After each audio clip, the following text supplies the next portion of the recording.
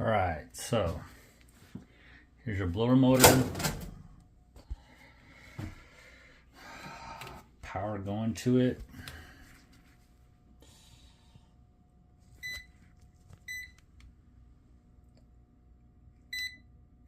$120 volts.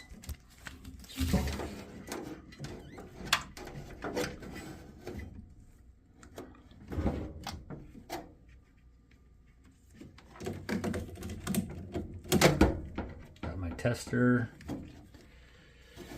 And I'm gonna plug that in to the motor. Got 24 volts tied to the control, low voltage control side. And start. And it's not working. So, need a new motor.